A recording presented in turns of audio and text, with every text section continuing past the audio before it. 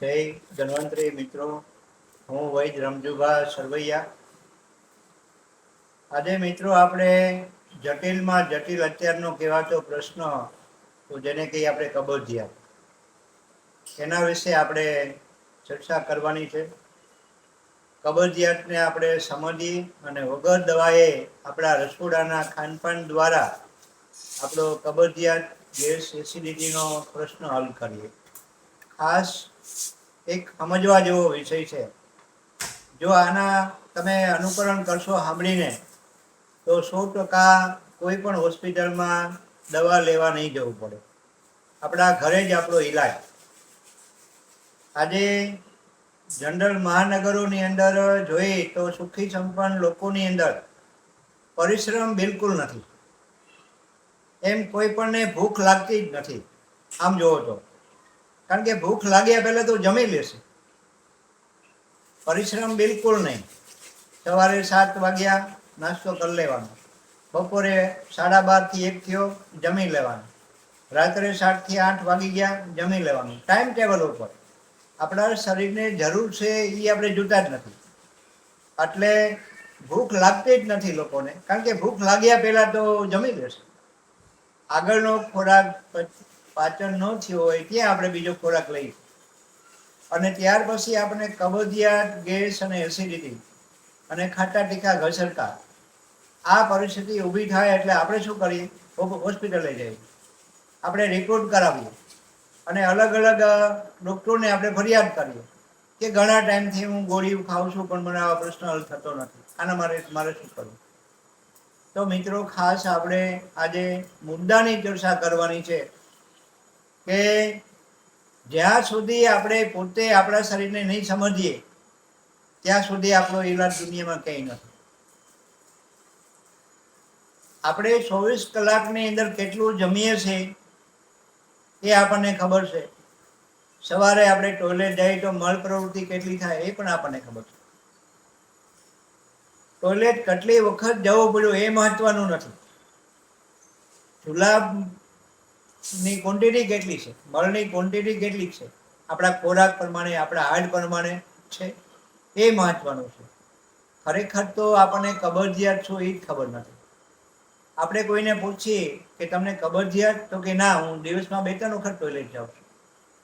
હવે તમે એના શરીર અમે જુઓ તો પેટ બહાર નીકળી ગયેલું હોય, બે બાજુ સાઈડું નીકળી ગયેલી હોય, આટલો બધો કચરો ભરેલો હોય, અને છતાં એમ કે મને કબજિયાત જરાય નથી. મને એક જ તકલીફ છે, એસિડિટીની. ખાટા તીખા ઘસરકા આવ્યા કરે છે અને મારે ગોળી તો ખિસ્સામાં જ રાખવી પડે. અને ઘણા ટાઈમથી હું દવા લઉં છું પણ આનું સોલ્યુશન નથી થતું, એટલે એસિડિટીની ગોળી મારે રાખવી જ પડે. તમે વિચારો કે આપણા શરીરની અંદર પેટ જ મોટું હોય, બહાર નીકળી ગયેલું, સાઈડું નીકળી ગયેલું, તો એની અંદર હોય શું એ તો આપણે વિચારવું જોઈએ. આપણે ભૂખ નથી લાગી છતાં જમી લઈ, અને પછી આપણે કઈ કે ભાઈ એસિડિટીનો કોઈ ઈલાજ નથી થતો. મિત્રો, નીચેના ભાગમાં મોટું આંતર આવે. હવે મોટું આંતરડું આપણું પેક થઈ જાય, બળનું ભરાય નહીં, એટલે ઉપરનું નાનું આંતર આવે. જઠરમાંથી જ્યારે ખોરાક રસ થઈ અને નાના આંતરમાં જાય, જ્યારે પ્રોસેસ થવા માટે, પાચન થવા માટે, ત્યારે એમાં પાચન થયા પછી નાનું આંતર સંકોચાય અને મળને ગતિ આપે, પણ નીચે તો જગ્યા જ નથી. એટલે પાચન બગડવાનું. પાચન બગડે એટલે આમ ઉત્પન્ન થાય ખાટો રસ. ખાટો રસ ઉત્પન્ન થાય એટલે એને ઘસરકા આવવાના, કારણ કે પેટ તો ખાલી થતું નથી, મોટું આંતરડું તો પેક થઈ ગયું છે. અને આપણે જ્યાં સુધી આ ડકાર આવ્યા કરે, ખાટા તીખા ઘસરકા, એને ગોળીઓથી દબાવ્યા જ કરશો તો શું થશે? એટેક આવશે, પક્ષઘાત થાય, હુમલો આવે, હૃદય દબાણ થાય. બધી સમસ્યાઓનું મેઇન કારણ છે પેટ. આયુર્વેદનું એક સૂત્ર છે કે જેનું પેટ બહાર એના રોગ અંદર, જેનું પેટ અંદર એના રોગ બહાર. મિત્રો, ખરેખર આપણે એક જ ધ્યાન રાખવાનું છે, પેટનું. જ્યાં સુધી આપણું પેટ કમ્પ્લીટ ના હોય ત્યાં સુધી કોઈ પણ પ્રશ્ન સોલ્વ ન થાય.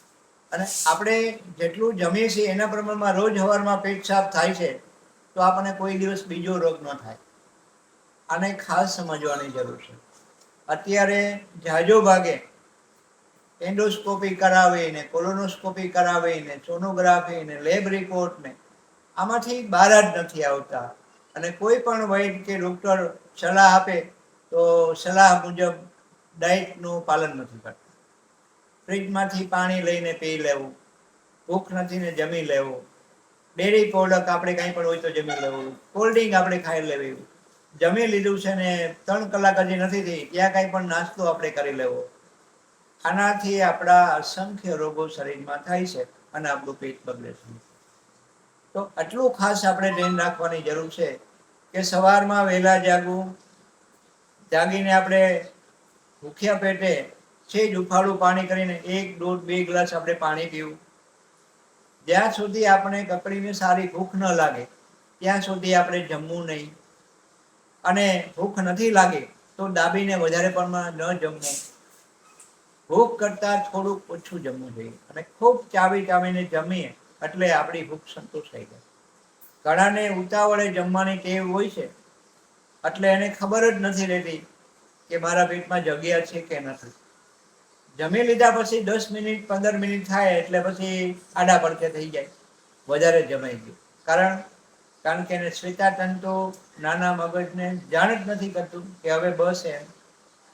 ચાવતા જ નથી અને ઉતાવળે જમે અને આપણે આ રોગને આમંત્રણ આપીએ છીએ. ખાસ આપણે આના ઉપર ધ્યાન દેવાની જરૂર છે. થોડો ટાઈમ આપણે એડિયામાં તળેલી હિમેજ છે, ત્રિફળા છે, હિમેજ છે, કોઈ પણ આપણને માફક આવતા હોય એવા આપણે ચૂર્ણો લઈ અને આપણે એક વખત પેટ સાફ કરી અને ફરી વખત આ સમસ્યા ઊભી ન થાય એના માટે આપણે જીવનશૈલી આપણે સુધારવી પડશે. જ્યાં સુધી આપણી જીવનશૈલી નહીં બદલીએ ત્યાં સુધી કોઈ દિવસ હોસ્પિટલ બંધ નથી થવાનું. કારણ રોગ આપણે રસોડામાંથી પેદા કરીએ છીએ અને આપણે મટાડવા માટે હોસ્પિટલમાં જઈએ છીએ. શક્ય જ નથી. જ્યાંથી રોગ થયો હોય ત્યાંથી જ મટે. એટલે આના વિશે આપણે ખાસ વિચાર કરવાની જરૂર છે. અને લગભગ ઘણા ખરા રોગો પેટમાંથી જ ઊભા થતા હોય છે. જ્યારે કબજિયાત થાય એટલે ગેસનો પ્રોબ્લેમ થાય. ગેસનો પ્રોબ્લેમ થાય એટલે ઉદર્વ ગતિ થાય એટલે માથું દુખે, પગમાં ખાલી ચડે,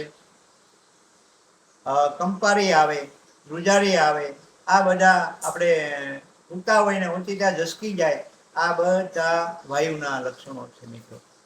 અને જ્યારે એસિડ વધી જાય એટલે ગળામાં બળવા મળે, એવા ખાટા તીખા ઉડકાર આવે. અને જ્યારે એસિડનું પ્રમાણ વધે જેને કહેવાય પિત્ત, ત્યારે એને માથાનો દુખાવો થાય. ઘણાને માથાના દુખાવાની કાયમિક માટે ગોળીઓ લેતા હોય છે અને પછી આપણે પૂછું તો એમ કે મને જ્યાં સુધી ઉલટી ન થાય ત્યાં સુધી માથું ન ઉતરે. શું કામ ઉતરતું નથી? એના શરીરમાં એસિડનું પ્રમાણ વધી ગયું છે. તો આપણું શરીર રોગપ્રતિકારક શક્તિ છે એ દોષોની સામે લડવા તૈયાર જ હોય છે. એ પિત્તને બહાર કાઢવા માટે ઉલટી થાય અને ખાટી ને કડવી ગળામાં બળવા મળે એવી ઉલટી થઈ જાય. ઘણાને દાંત આંબી જાય ઉલટી થાય ત્યારે. આ એસિડ શરીરમાંથી બહાર નીકળી જાય એટલે માથું દુખતું બંધ થઈ જાય. પણ આપણે એમાં ખાસ જોતા જ નથી કે આ શું કામ દુખે છે અને માથાની ગોળીઓ લઈ અને આપણે એને દબાવ્યા કરીશું. એમાંથી અસાધ્ય રોગો થાય. આપણને અલ્સર કોલાઇટિસનો પ્રોબ્લેમ થાય, આપણને મૈડાનો પ્રોબ્લેમ થાય, આપણે ગેસ થાય એટલે આપણા શરીરમાં દુખાવા થાય. કારણ કે વાત, પિત્ત અને કફ આ 3 દોષ છે. એમાંથી વાયુ છે એ ચલિત છે, એ સ્થળાંતર થઈ શકે. કફ અને પિત્ત આ 2 સ્થાવર છે, એ બીજી જગ્યાએ જઈ ન શકે. એટલે આપણા શરીરમાં વાયુની જ્યારે વૃદ્ધિ થાય ને વાયુ કુપિત થાય એટલે આંતરડાની અંદર જે એસિડ છે એ બ્લડમાં ભેળવે, લઈ પણ જાય છે વાયુ. એટલે પછી આપણને આંખો બળવી, પગના તળિયા બળવા, ઊનવા થવો, સ્કિનના પ્રોબ્લેમ થવા, આ બધી સમસ્યાઓ ઊભી થાય. અને જ્યારે વાયુ ખાલી જગ્યા હોય ત્યાં ફસાય એટલે સોજો આવે, દુખાવા કરે. અનેક રોગો વાત, પિત્ત અને કફ આ 3 દોષનું બેલેન્સ શીખવાથી થાય છે મિત્રો. તો ખરેખર આ ઉત્પન્ન ક્યાંથી થાય છે? પેટમાંથી જ. કોઈ પણ રોગનું મૂળ જ છે પેટ. જેનું પેટ સાફ એને 100 દર્દ માફ, આવું એક આપણું પરંપરા આયુર્વેદનું સૂત્ર છે. એને આપણે યાદ કરીએ અને કોઈ સારા ચિકિત્સકની સલાહ મુજબ આપણે કોઈ પણ ઉપચાર કરીએ અને આપણી જાતે આપણા ડૉક્ટર આપણે બનીએ, આવા પ્રયત્ન કરીએ તો જ આપણે સારું તંદુરસ્ત જીવન જીવી શકીએ. નહીંતર આપણે રિપોર્ટ અને લેબ એનાથી આરોગ્યનો ઈલાજ નથી. 110% મારો આવો મત છે મિત્રો. હું 40 થી 45 વર્ષથી આયુર્વેદનું અધ્યયન કરું છું. મારું એક પવિત્ર નામે પાવડર છે. રાત્રે સૂતી વખતે 5 ગ્રામની માત્રા ગરમ પાણી હારે લેવાથી પેટ પણ ઘટી જાય છે. આવા અમે પુષ્કળ રિઝલ્ટ એનાથી લીધા છે. પવિત્ર પાવડર આપણે ઘરે પણ ઉપચાર કરીને લઈ શકીએ અને જો નથી કરી શકતા તો આનો આપણે ઉપયોગ કરી અને આપણા સમસ્યાનું સોલ્યુશન કરીએ. પવિત્ર પાવડરથી વીટ નથી આવતી, આકળી નથી આવતી, પાણી જેવો જાડો નથી થવો, એનાથી આદત નથી પડતી અને રેગ્યુલર આપણે થોડો ટાઈમ લેવાથી આપણા પેટના મોટાપો હોય તો ધીરે ધીરે સંતોષાઈ જાય. આ તમે ઘરે પણ સમજીને પ્રયોગ કરી શકો છો. અને ખાસ કરીને આપણે વર્ષા ઋતુમાં કેવા ખોરાક લેવા, શિયાળાની અંદર ચરડમાં કેવા ખોરાક લેવા, વસંતમાં કેવા ખોરાક લેવા, આની ઉપર આપણે થોડો અભ્યાસ કરી અને આપણું ડાયટ વ્યવસ્થિત કરી અને આપણું સ્વાસ્થ્ય સુધારીએ. નહીં કે આપણે દવાઓ ખાઈ ખાઈને. બસ મિત્રો, ફરી બીજા મુદ્દા સાથે મળશું. કાંઈ પણ આના વિશે પ્રશ્ન હોય તો કોમેન્ટ દ્વારા જણાવશો, એને હું ચોક્કસ જવાબ આપીશ. જય ધન્યવાદ.